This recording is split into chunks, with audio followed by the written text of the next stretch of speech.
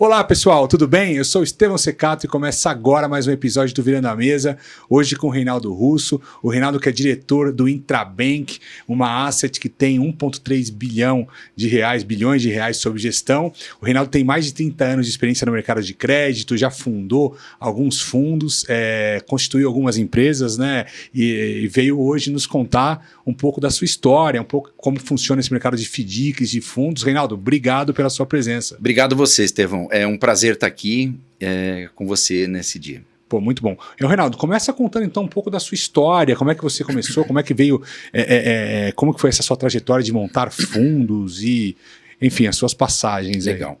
Estevão, eu estou nesse mercado de bancos e fundos há muito tempo, né? Então eu estou com 53 anos, eu estou há 39 anos, na verdade. Eu comecei com 14 em banco, eu fiquei por 30 anos trabalhando em bancos, eu trabalhei em 6 bancos grandes, multinacionais, e nesse período eu trabalhei com todo tipo de cliente, desde pessoa física, empresa pequena, média empresa e corporate, e investimento também, eu fui de private bank.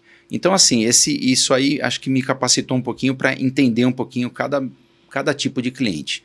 Quando foi em 2015, há cerca de 8 anos atrás, eu fui para a FDIC, que antigamente esse mercado de FDIC era complicado, porque quem era de banco falava assim que era meio fim de carreira, era factoring e tal, e hoje ele está desmistificado, né? Então eu fui para um grande fundo, hoje o maior fundo do Brasil, fiquei por 3 anos lá, aprendi muito, uma casa excelente, e depois eu fui convidado por um dono de um banco para montar uma estrutura de FDIC, né? Porque eu já conhecia a parte de bancos, clientes, aprendi bastante sobre fundos, e eu acabei montando um fundo para um banco, né, que é um fundo chamado Creditize, junto com mais uma pessoa.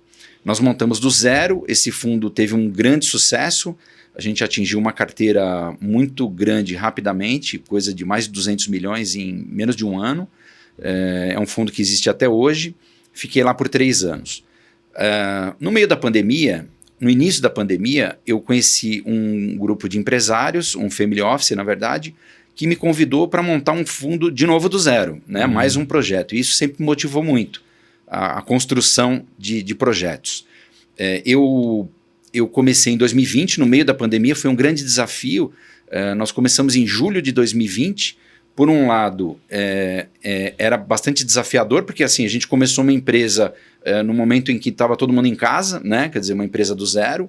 Mas, por outro lado, eu já sabia quais segmentos estavam dando problema, quais segmentos tinham travado, e eu entrei em bons segmentos, né? A gente fez escolha por segmentos de alimento, embalagens e segmentos que estavam bem. Então, eu entrei meio que pós-pandemia sem problema de crédito. A gente constituiu a empresa em 2020, ela já existe há 3 anos e meio. Do primeiro FDIC vieram outros 8 fundos. Então, hoje o Intrabank Asset, ele... após o FDIC nós montamos a gestora, né? Então todo aquele processo de CVM, Ambima, tal, que é demorado. Começamos a Asset em 2021 e hoje nós temos 9 fundos sob gestão, é uma carteira total aí de 1,3 bi de PL, sendo 500 milhões de crédito para empresas. Nesse período de 3 anos e meio, o Intrabank rodou com mais de 240 empresas, grandes e médias. E nós rodamos algo em torno de 7 bilhões de reais de operações estruturadas. Interessante. Isso aí. O perfil de empresa que vocês atuam é em que segmento? A atuação do Intrabank é com faturamentos acima de 100 milhões. Só que a gente anda melhor em faturamentos acima de 300, 500 milhões. O mercado de FDIC, só para você ter uma ideia de tamanho, ele tem mais de 400 FDICs multicedentes, multissacados, que é aquele fundo que opera com muitos sacados e muitos cedentes, né? Então, nesses 400 fundos, o PL total da indústria chega hoje em torno de 40 bilhões de reais. Para você ter uma ideia, hoje nós somos mais ou menos o 20º, né, em 3 anos de história. Então, tem fundos hoje que atingem 3 bi de carteira. Tem fundos aí que estão há 25 anos no mercado, 20 anos no mercado. Reinaldo, qual que é a diferença do FDIC para factoring? Como é que funciona? Tem bastante gente que tem dúvida com relação a isso, né? A factoring foi onde tudo nasceu, lá nos anos 80, né? Assim, a factoring ela não tem uma legislação de Banco Central e nem de CVM. Então a factoring é uma empresa de fomento. ela foi o início de tudo. Todos os fundos começaram basicamente com factoring, que existem hoje. Depois veio a securitizadora, mais por motivos tributários, por não ter IOF, alguma coisa assim, reduziu a carga tributária. E os primeiros FDICs nasceram lá por volta de 2002, 2003, há 20 anos. O FDIC é um instrumento que você pode alavancar, você pode captar recursos e você tem a compra do crédito, né? Então, basicamente, o FDIC ele tem 3 classes, tá? Assim, falando rapidamente. A classe subordinada, que é o principal cotista do fundo, é o primeiro a ganhar e também o primeiro a perder. Depois você tem uma classe intermediária, que é a classe mezanino, e a classe subordinada, né? A classe sênior, desculpa. Então você tem a subordinada, mezanino e a sênior. Você tem um risco maior na subordinada, porque qualquer tipo de perda no fundo atinge diretamente a cota subordinada. Se ele exaurir todo o valor da cota subordinada, ele entra na mezanino e só aí que ele entra na cota sênior. Então, se você tiver um nível de subordinação em torno de 30% e tem um fundo de 100 milhões, esse fundo tem que perder mais de 30 milhões para atingir o cotista sênior. Uhum. Por isso que o sênior tem uma remuneração menor, né? O mezanino uma remuneração maior e o subordinado é o cara que corre o risco. O risco-retorno. Exatamente. Né? E e o FDIC, então, ele faz descontos, ele só também fala assim, FDIC faz desconto de duplicata, mas não é só isso, né? Não, o FDIC, ele foi, no início era isso, ele passou de factoring para securitizadora para FDIC, e o início de tudo foi duplicata. Há 20 anos atrás, as empresas vendiam praticamente 80%, 90% o contas a receber dele era duplicata. E ao longo do tempo, as empresas foram passando a depositar em conta, então virou domicílio.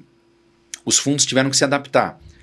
Então, os fundos hoje eles fazem o desconto de duplicata, que é o mais trivial do mercado, e aí no desconto de duplicata o fundo ele determina uma tranche, um valor para fazer por dia, assim, para ele não, vamos supor, ele dá um limite de 10 milhões para um cliente. Então o cliente não manda os 10 milhões de uma vez, ele determina uma tranche diária para que o empresário mande um valor por dia. Ele vai checando aquelas duplicatas, confrontando com canhotos, e vai assegurando que aquele recebível tem boa qualidade. Esse é a duplicata. Depois você tem operações de domicílio, que normalmente são aquelas empresas que não pagam boleto, que esse domicílio, o mercado de fundos, ele faz uma comissária, que é uma duplicata sem ter o boleto, ou seja, uma duplicata entre o cliente e o fundo, que o sacado, na verdade, não está sabendo. Ele deposita na conta do cliente e ele repassa o dinheiro. Ele pode depositar numa escrow também. Pode depositar numa escrow, que aí é uma operação de domicílio. Uhum. Você determina um escrow, mas nada garante que aquele domicílio simples vai perpetuar. Porque ele pode fazer uma operação com você e amanhã ele manda uma carta para o sacado e fala, mude para outro banco e o risco está aberto. Então é uma operação que ela custa mais caro para o empresário por ter um nível de risco maior, né? Aí você tem uma outra operação que é um pouquinho mais segura, que é uma trava de domicílio. Essa trava de domicílio assina o meu cliente, eu que sou o fundo e o pagador. Aí os 3 concordam em caráter irrevogável, irretratável, não transferir o domicílio de forma alguma até que liquide a minha dívida. Uhum. Então aí você tem uma taxa menor para o tomador, porque o meu risco é menor, né? E aí os fundos foram entrando em outras operações. Então hoje os fundos emitem cédula de crédito bancário, CCB, emitem nota comercial através de terceiros. Então a gente tem, normalmente os fundos têm empresas parceiras, que são bancos, SCDs, que emitem essas CCBs. Então, na verdade, ela não vira o dia. Então eu emito uma CCB de 10 milhões, esse terceiro emite, eu compro aquela CCB e encartero aquela operação. A nota comercial é um produto que de um ano para cá ela está meio que substituindo a CCB porque ela não tem UF. É uma nota comercial, é a antiga desconto de nota promissória, né? Que o cliente chegava no banco e falava, eu quero descontar uma NP. Uhum. Então hoje é a nota comercial, é o commercial paper, que hoje é a nota comercial. Além disso, as gestoras elas podem fazer outras coisas também. Por exemplo, uma coisa que a gente tem feito bastante é acessado grandes empresas que hoje estão perdendo a oportunidade de agregar valor, estão deixando dinheiro na mesa, porque eles não estão utilizando a cadeia de contas a receber e contas a pagar. Mais ou menos explicando. É o fundo proprietário esse ou não? Fundo proprietário. Então, o fundo exclusivo é uma coisa que eu posso montar, esse fundo exclusivo, ou qualquer gestora pode montar e administrar, fazer a gestão para uma empresa. Então, a empresa hoje, ela é uma empresa capitalizada, ela fala, não preciso de banco, eu tenho dinheiro, e está deixando num banco aplicado a 100% do CDI, 0,90 hoje. Né? Aí ela deixa aquele dinheiro, está guardado, tal. Só que aquela empresa, ela tem um contas a receber grande e ela tem um contas a pagar grande também. Esse contas a pagar, o cara que fornece qualquer tipo de produto, que forneça café, água para uma empresa ou embalagem, ele emite uma duplicata contra ele está indo em algum banco nesse momento, no Bradesco, no Itaú, descontando a duplicata contra você. E o banco está ganhando uma taxa de juro. Você não está ganhando nada, o empresário. Então você está deixando de receber um possível juros aqui dessa operação, porque você não está aproveitando essa cadeia. E no seu contas a receber, caso a empresa precise adiantar ou fazer alguma operação de crédito, ela vai ter que também recorrer a banco. Então o que o fundo exclusivo é? Imagina um fundo exclusivo que uma empresa entra com capital, ela fala o seguinte, eu quero montar um fundo de 100 milhões, porque ele vai me abastecer toda a cadeia de fornecedores, clientes do meu grupo. Ele aporta 10, 15, 20, 25, 30 milhões, subordinação pode variar, né? Quanto mais subordinação, menor vai ser a taxa de captação da cota sênior. Então, nesse exemplo prático, ele quer montar um fundo de 100 milhões, ele põe 20 milhões do capital dele, na cota subordinada. Aí ele fala, gestora, capta para mim 80 milhões. Eu vou ter 20% de subordinação, eu vou captar 80 milhões. Eu vou acessar mercado de capitais, fundos, seguradoras, outras assets, que vão investir dinheiro nesse fundo. E é normal um fundo investir no outro, uma asset investir uma asset investir na outra. Sim, é normal. É normal. Então você tem uma gama gigante de investidores.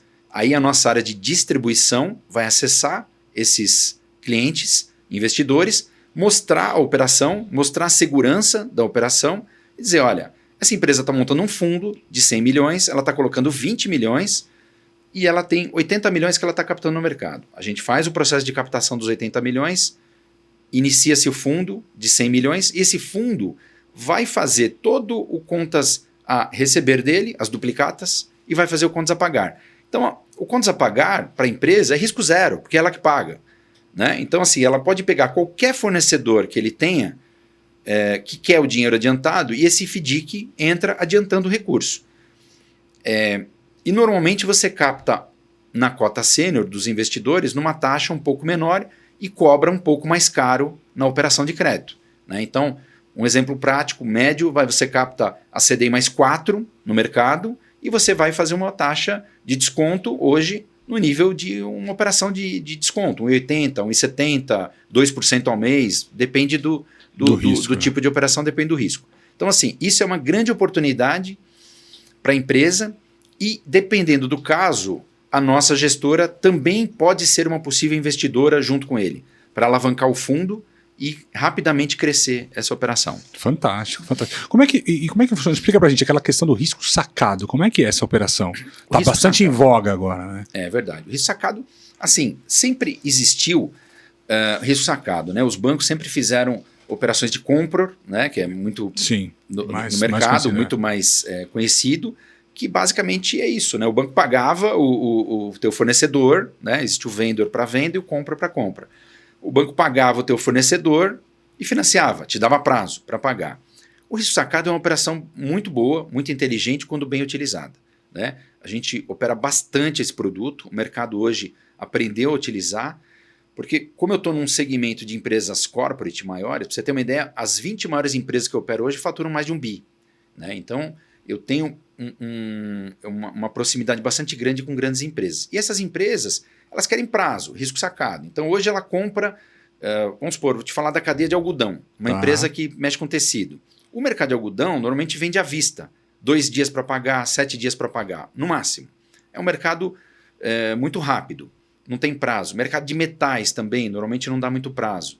Então, você chega lá para uma empresa que fabrica denim, calça jeans, tecido, e e você fala, olha, esse prazo que você tem hoje de 7 dias, você tem um bom crédito, eu vou avaliar o teu crédito, vou ver o quanto você vale, se vale 1 milhão, ou 5, ou 10, ou 50, eu vou te conceder uma linha de crédito e eu vou pagar o teu fornecedor à vista, você consegue um desconto pagando à vista, que você não vai pagar mais em 7 dias, você vai pagar à vista, você pode comprar mais matéria-prima, você adianta o recurso, obtém esse desconto e eu te dou um prazo. Quanto você quer de prazo? Poxa, minha cadeia, meu fluxo aqui é em 90 dias. Tá bom, eu te dou 90 dias de prazo para você pagar. Para você fabricar, vender, receber e me pagar. Então assim, eu estou pagando à vista com desconto e eu estou dando o prazo necessário para o empresário até receber o valor final. E ele vai me liquidar. Essa operação é fantástica. Desde que seja com uma empresa boa, que vale a crédito, que a gente não tenha problema, lógico, existe risco em tudo. Mas para uma empresa é uma operação bastante interessante. Muitas empresas hoje buscam essa modalidade. O empresário que quer acessar um FDIC, qual que é o primeiro passo? O que ele tem que fazer e como é que é o processo de análise de crédito do FDIC? Vamos lá. Existe FDIC de tudo quanto é tipo. Então, como existe o mercadinho, o mercado e o hipermercado, existe FDIC de todos os tamanhos.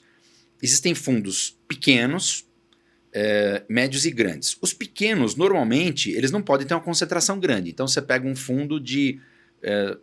Para parar em pé um fundo, ele tem que ter pelo menos uns 20 milhões. Em relação a custos e despesas que envolvem o processo, você tem que montar... Para montar um FDIC, primeiro você tem que ter pelo menos uns 20 milhões de capital para parar em pé. Vamos dizer que é o ponto de equilíbrio. Um fundo menor, de 20 a 50 milhões, ele acessa empresas menores. Então, empresas que faturam menos, empresas que faturam 1 milhão por mês, 500 mil por mês, 2 milhões por mês. Ele atinge essa empresa menor. Os fundos maiores normalmente operam com riscos maiores. No nosso caso, nós vamos até 30 milhões de limite por empresa, o limite máximo técnico que a gente definiu. Mas tem fundos aí que vão a 100 milhões, 200 milhões por empresa. Então, hoje você tem fundos que atingem tudo. Normalmente, os bancos atendem as empresas. Então, o que é a ordem natural? O empresário abre a conta em 2, 3 grandes bancos, depois ele começa a tomar algumas linhas, ele vai para bancos médios, bancos um pouquinho menores, e normalmente ele começa a buscar um fundo. Ou às vezes o gerente dele lá do Itaú, de um banco grande, sai, vai trabalhar num fundo e leva a conta dele. Então, o processo de prospecção, de busca de leads de um fundo, ele ocorre ou por ativamente, quando você traz gerentes comerciais de bancos para trabalhar com você, ou esse cliente ele começa a exaurir os bancos, que a quantidade também não é tão grande de bancos, você não vê novos bancos há muitos anos no Brasil, né, são sempre os mesmos, e aí ele opera lá com 10 bancos, ele precisa de mais crédito, ele tem que entrar no mercado de FDICs. Ele começa a buscar fundos com amigos, com empresários que indicam. E aí o processo de fundo é muito, muito parecido com o de banco. O processo de prospecção, visita, a intermediação de negócios, o modelo de análise de fundo hoje é muito parecido. O meu modelo hoje de análise é muito fundamentalista. A gente opera com grandes empresas, então eu analiso balanço, fluxo de caixa, DRE, a gente vai a fundo em checagem de mercado com fornecedores, clientes, bancos, fundos. E aí você tem plataformas que prestam serviço de consulta, né? Você tem diversas, a gente utiliza 6 plataformas hoje, para você ter uma ideia. Cada plataforma dessa tem 300, 400 robôs interligados, ligados a restritivos, a problemas de compliance, né? Quer dizer, hoje é muito importante, todo cliente passa por um processo de compliance duplo, tanto com a nossa gestora quanto com o meu administrador. Então ele passa 2 vezes por compliance. Se a gente evidencia algum problema de compliance, a gente não opera com aquele cliente, né? Eu já deixei de fazer negócio com empresas aparentemente muito boas, mas que tinham um problema de compliance e a gente não compactua com isso. Uhum. Né? E cada vez mais os fundos estão utilizando isso. Então, o processo de análise é feito documentação, é feita a busca de dados, se analisa balanço, faturamento, endividamento, a curva ABC de clientes, fornecedores, faz as pesquisas cadastrais, forma-se um analista de crédito. Hoje nós somos em 70 pessoas na nossa gestora. O analista de crédito ele produz um relatório. Pra você ter uma ideia, o meu relatório de crédito hoje chega a ter de 30 a 40 páginas na tela. Isso é colocado numa mesa com cerca de 10 pessoas. Que é o comitê de crédito. Que é o comitê de crédito, entre acionistas, diretores de compliance, crédito, gestora, controladoria, comercial, que eu represento o comercial, e é feita uma votação.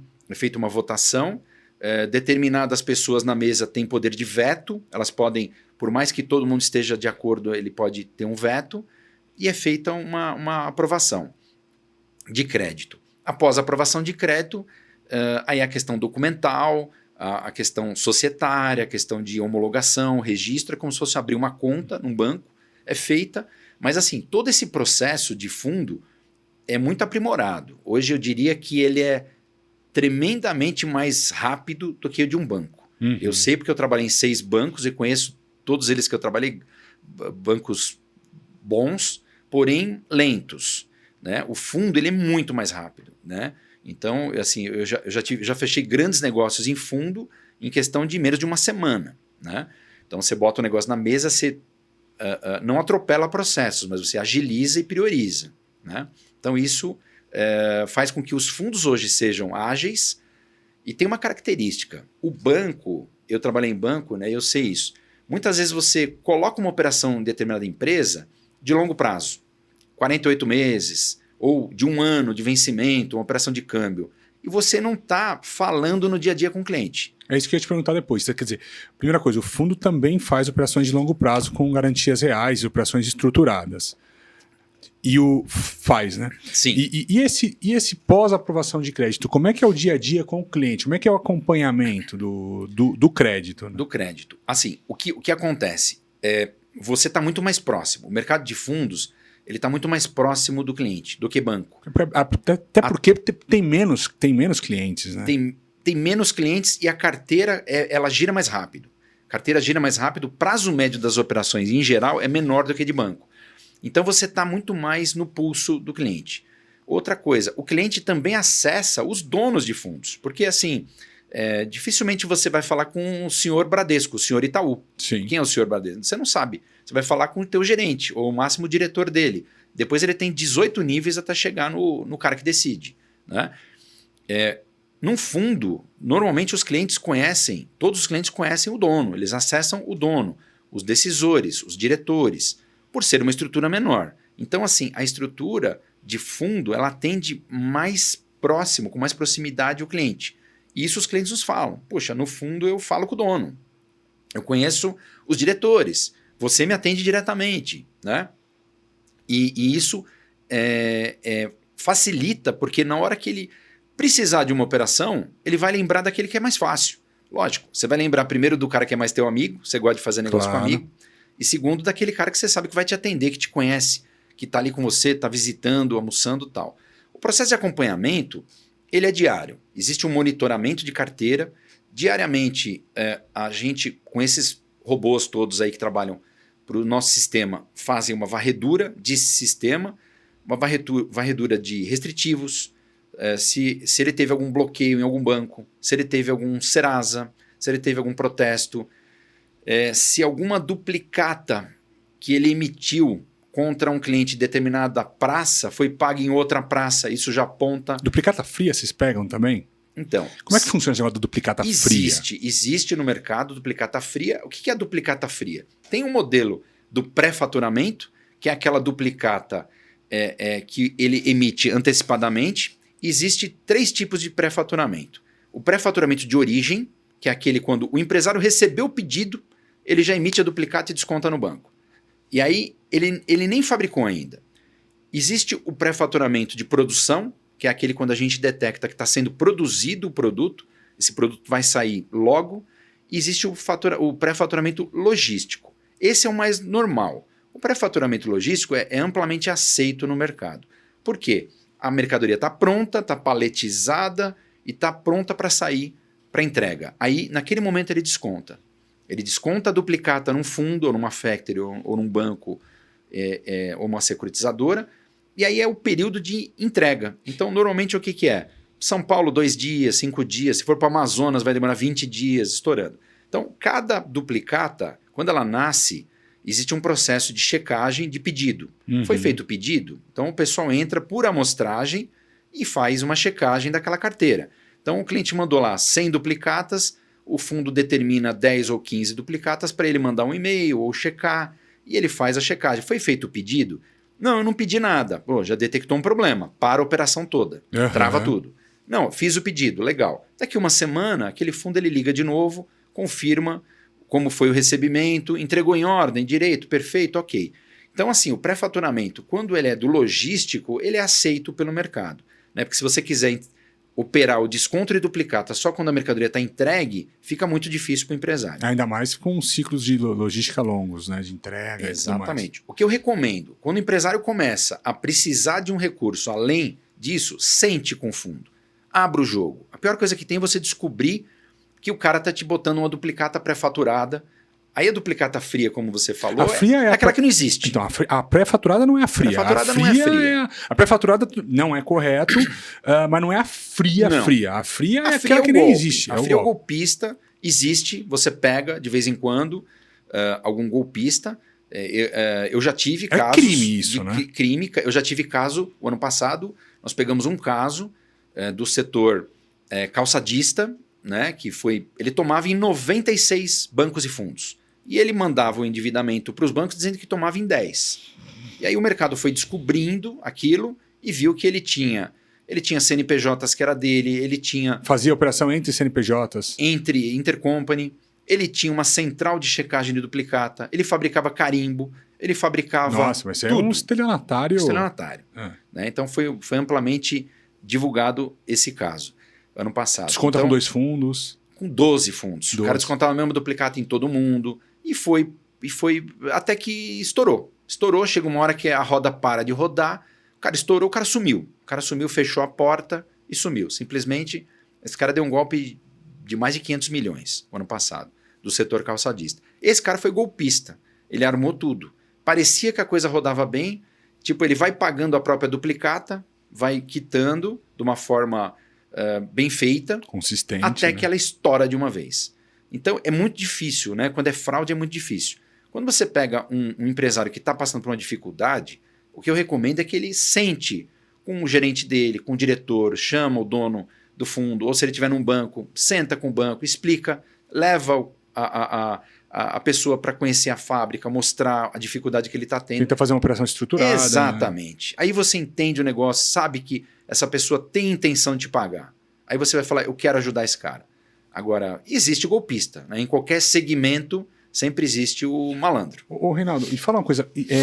Você tem notado um aumento da concorrência entre FDICs por bons clientes nos últimos anos? O que tem acontecido é que, vamos supor, está difícil você encontrar bons clientes nesse mercado. Né? Então, aqueles clientes que têm uma boa liquidez, que operam direitinho, que tem uma duplicata boa, que tem um recebível que roda direitinho. Então, tem muitos fundos realmente que foram sendo criados.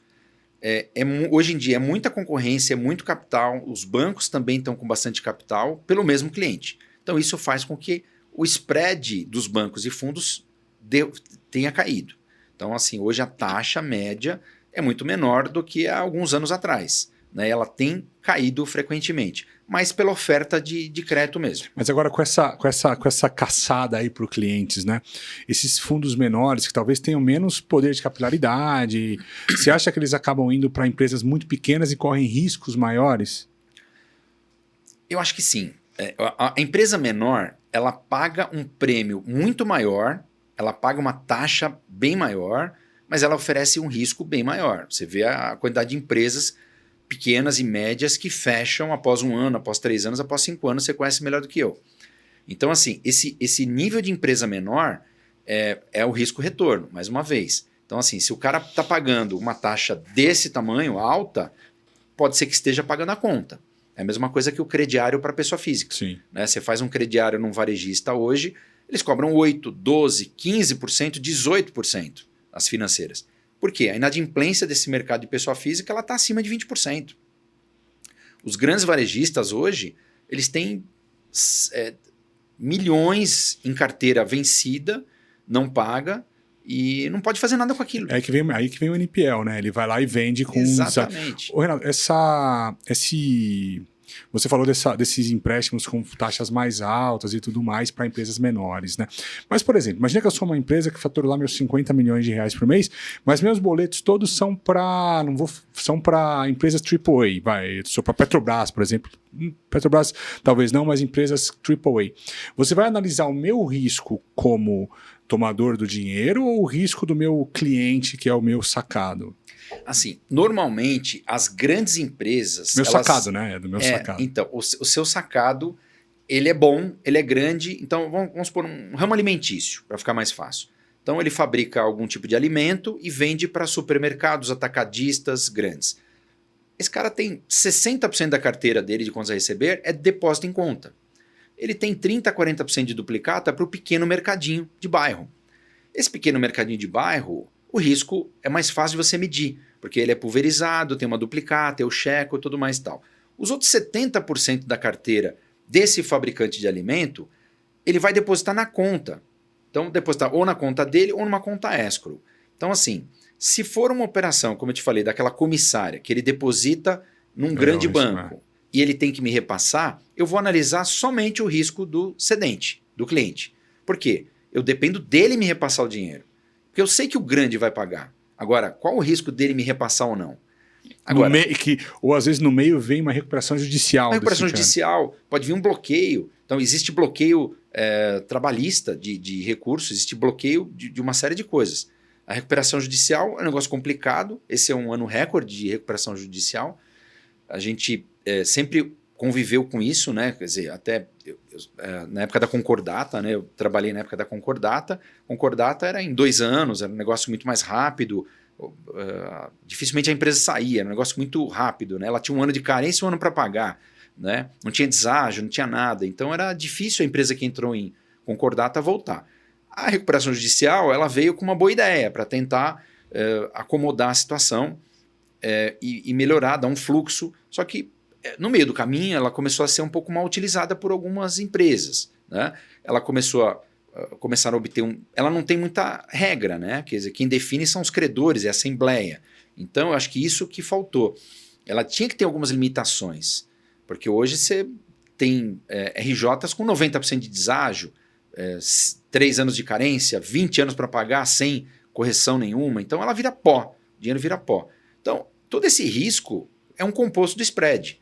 Né? Então, assim, esse ano que teve esse monte de recuperações judiciais, os grandes bancos perderam muito dinheiro, os fundos perderam muito dinheiro. Todos os dias, a gente tem grupos, né, de informações, são 5, 6, 8 recuperações judiciais por dia que a gente recebe. São caras grandes. Sim. Recuperações de 50, 100, 200, 300, 500 milhões todo dia. Né? E muitas virão ainda. Todo esse prejuízo que os bancos estão absorvendo, isso vai ser composto do spread. Né? Porque o spread é isso aí, é o custo jurídico, é o nível de perda, é o lucro que o banqueiro quer ter, isso tudo somado é o spread. Né?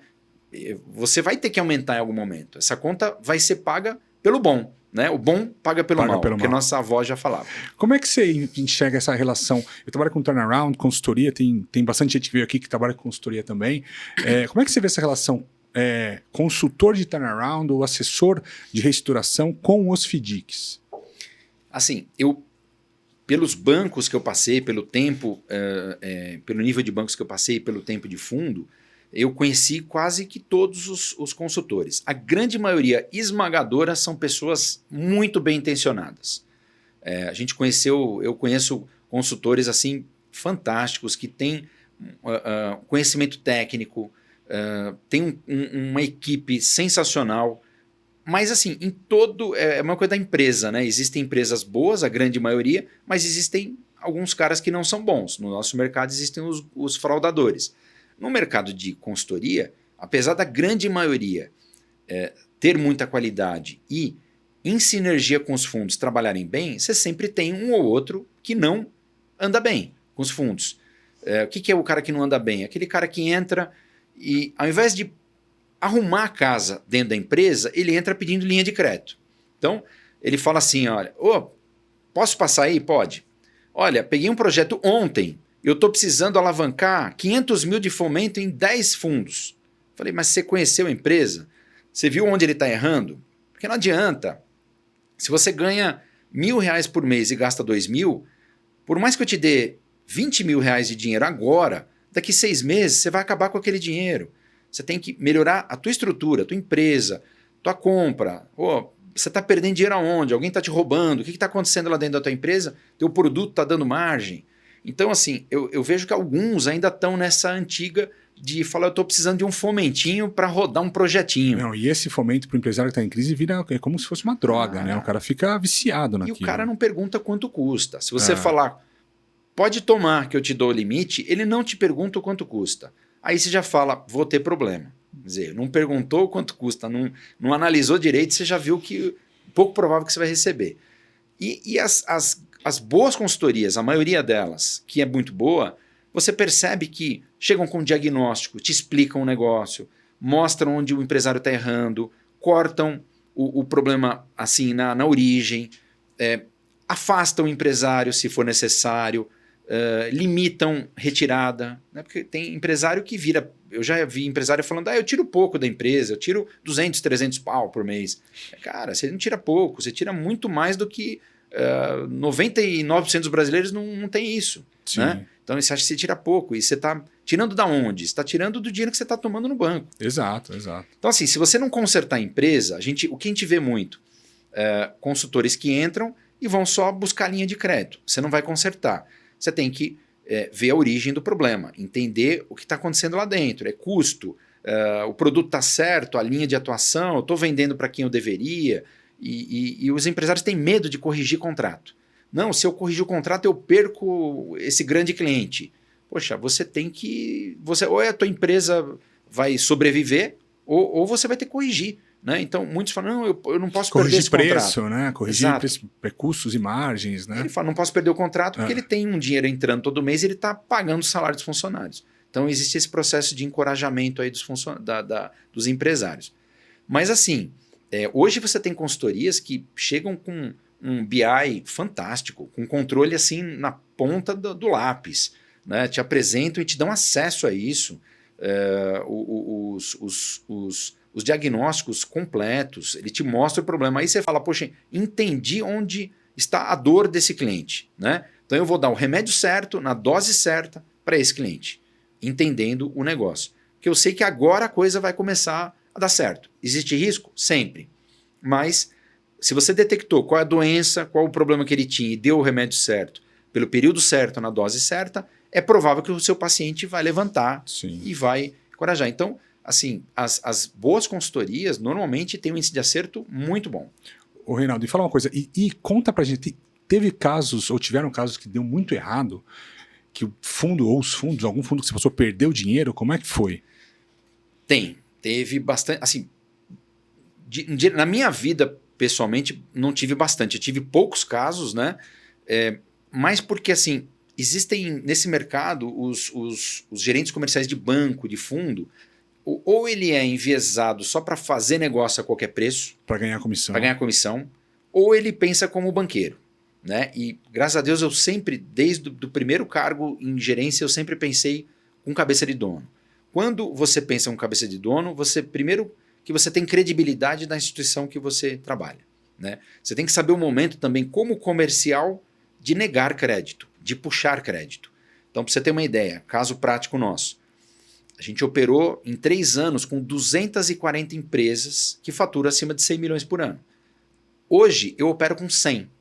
Essas 140 empresas, ou elas pioraram e eu saí do risco, ou elas melhoraram muito e voltaram a tomar lá no banco grande, com taxa menor que eu não quis acompanhar ou não tenho custo para isso, então eu não acompanhei. Só que assim, essa detecção de problema, ela não vem de uma hora para outra. Não é assim, amanhã o cliente está ruim. Não acontece. Ela evidencia sinais, ela dá sinais. Ela dá um sinal de um problema, um atraso, uma prorrogação de título, de pagamento. Então, assim, o processo de detecção de um problema de crédito, ele ocorre em meses. E se você tem uma área comercial que pensa com cabeça de dono, esse cara ele está com o pé na bola, ele consegue transmitir para o dono do fundo o que está acontecendo. O que acontece é que muitas vezes o nosso mercado omite isso. Ele não passa porque é o que você falou, está ganhando comissão, ele vai levando. Chega uma hora que de repente estourou e o dono, poxa, mas eu não estava sabendo. Mas com certeza, quando você está presente na empresa, você percebe. Você percebe que você visita a empresa, você fala com o porteiro, né? Quantas vezes o porteiro fala, pô, tá tudo bem aí, tranquilo, tá ganhando bem e tal. Não, atrasado o salário, todo mês atrasa. Então, assim, num bate-papo despretensioso, você começa a descobrir o que está acontecendo. Você fala com o porteiro, você fala com a moça da limpeza, do café, você fala com a secretária, você fala com o assistente e você detecta. Você vê o movimento da empresa, você vai numa empresa, numa visita, dali 3, 4 meses você vai nela de novo, ela está vazia, pouco caminhão entrando e saindo, estoque baixo, você vê que tem menos funcionário, a empresa está suja, a parede está... Você fala, pô, alguma coisa está acontecendo de ruim aqui.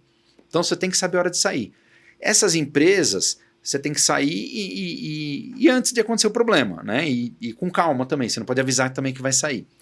Então, assim, graças a Deus, a gente, nesses 3 anos e meio, nesses 7 bilhões que a gente rodou, nós tivemos 3 problemas muito pequenos mesmo, que não afetaram o resultado e a gente já está há mais de 1 ano e meio sem nenhum tipo de problema. E os problemas que eu tive, esses 3 problemas, foram fraudes. Foram pessoas que foram montando a situação, tudo mais, estavam encobrindo e a gente talvez aprende com esses erros também, né? Então, todo o processo de perda do fundo, a gente faz uma revisão daquele caso e a gente senta num comitê e fala, vamos fazer um comitê daquele caso para entender onde eu errei, o que eu fiz errado aqui, onde eu não vi, o que eu posso fazer para o próximo cliente para eu não cometer o mesmo erro. Então, a gente monta um relatório, uma ata de reunião, todos presentes, e a gente divulga isso internamente para que a gente aprenda com os erros, né? Então esse é o processo. Mas assim, não tem como você não ter problema. No pequeno fundo, ele vai ter uma quantidade maior de problema. Ele vai ter vários pequenos problemas. Só que ele cobra uma taxa mais alta e ela paga a conta. Quem opera no mercado de corporate, eu sou um FDIC corporate hoje. Esse mercado de FDIC corporate, ele tem um spread muito menor. Então eu tenho pouca margem de erro. Eu não posso errar, né? Então, eu tenho que analisar muito bem a empresa, acompanhar muito de perto para tentar detectar antes de sair. E existe aquela empresa que melhora muito. Alguns segmentos, implementos rodoviários, implementos agrícolas. As empresas desse segmento melhoraram muito. Na pandemia, nesse período, aumentaram o faturamento. E elas melhoraram demais. Empresas que tomavam em 5, 6 FDICs, pagaram esses FDICs e hoje voltaram a tomar operações em bancos, que a gente chama de primeira linha, os bancos grandes, operações alongadas com taxas menores. É cíclico, né? Quando o mercado está em crise, o que acontece? Aquela empresa que estava muito bem, ela piora um pouco e aí eu acesso esse cliente no FDIC, né? Então eu não acesso uma multinacional gigante, mas uma empresa, um corporate médio, uma empresa que fatura um pouco menos, na crise ela sofre um pouco mais, aí ela acessa alguns fundos, né? Então, nesse momento eu tenho acessado boas empresas super conhecidas, e a gente tem feito grandes negócios com empresas que talvez 5 anos atrás eu não passaria na porta. E hoje elas me atendem e eu faço negócio com elas. Ô, Reinaldo, como é que você... a gente tem aqui no Virando a Mesa, né, discutido ferramentas de superação de crise ou de volta por cima, retomada. Como é que você vê o fundo contribuindo com a empresa para essa virada de mesa, para essa mudança de patamar? O fundo pode contribuir muito. Muito por quê? Por causa da nossa proximidade, porque a gente tem hoje uma gama de produtos. Eu falei alguns, mas existem hoje FDICs que operam com duplicata, domicílio, envolvem operações de câmbio, estrutura operações de câmbio, CCBs, notas comerciais, montam FDICs para terceiros, estruturam diversas operações.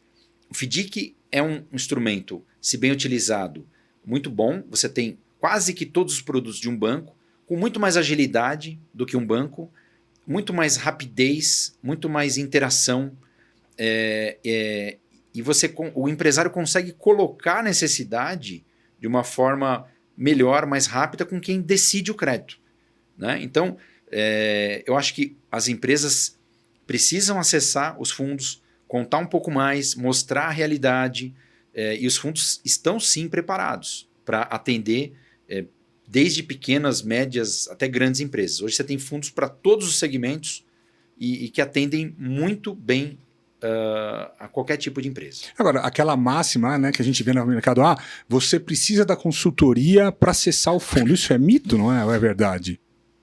É mito. É mito, né? É mito.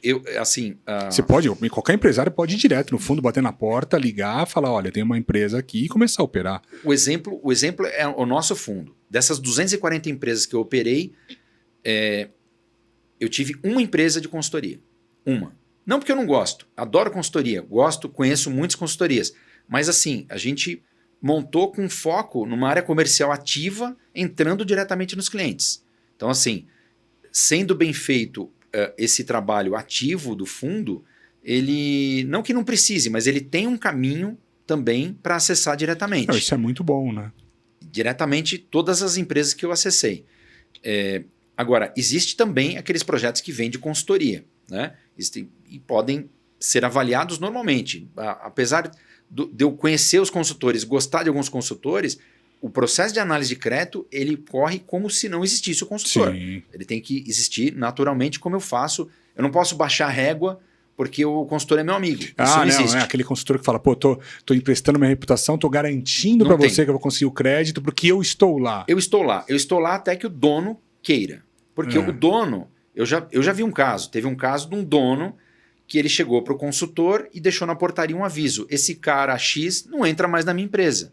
No dia seguinte, ele não entrou mais. Aí, o que aconteceu? Aquele consultor tinha colocado 10 fundos amigos dele lá dentro. Ele colocou lá X, 1 milhão de cada um. Perdeu o dinheiro dos 10. Ele tinha 10, não sei se perdeu, mas assim, ele cortou o canal do consultor. Outra coisa que eu falei eu tenho muito consultor, eu tenho token na empresa. O dono não existe mais isso. Hoje o token está no celular.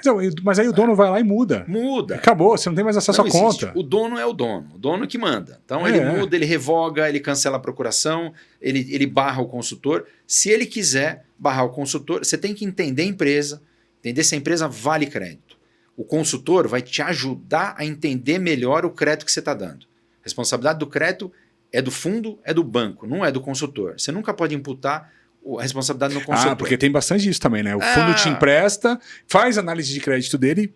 A consultoria tal me fez perder. Mas, cara, você tem sua equipe de crédito interna, você faz suas análises e você quer terceirizar a responsabilidade do teu crédito que você está perdendo? Exatamente, não existe isso daí. Então, assim, é o que eu costumo falar. Eu tenho uma loja de faca, eu vendo faca. Eu posso vender uma faca para um que passa manteiga no pão e o outro compra a mesma faca e mata uma pessoa. Então, assim, o consultor, ele apresenta a empresa, ele faz esclarecimentos da empresa, ele te dá abertura, que às vezes o dono não dá, ele chega e te conta, olha, essa empresa tem isso e problema, tal.